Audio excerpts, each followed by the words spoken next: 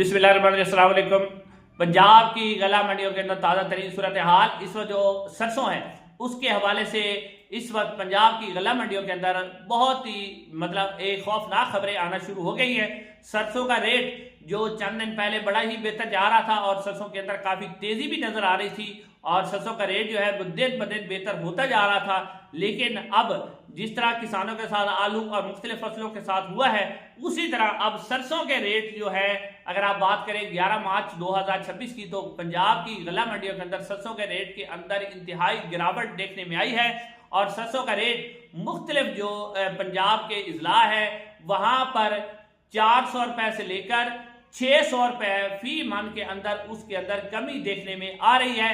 और अब सरसों का जो ताजा तरीन रेट है वो इस वक्त 5,700 रुपए से लेकर जो है इस वक्त सरसों 6,400 रुपए तक फरोख्त हो रही है, जो कि चंद दिन पहले जो सरसों थी वो 7,100 रुपए या 7,000 तक गई थी। तो ये नाज़रीन ताज़ा तरीन सूरत हाल है और आने वाले चंद दिनों के अंदर सरसों के रेट में मजीद कमी होने का इम्कान है। इंशाल्लाह करीब मुलाकात होगी। अस्सलाम वालेकुम।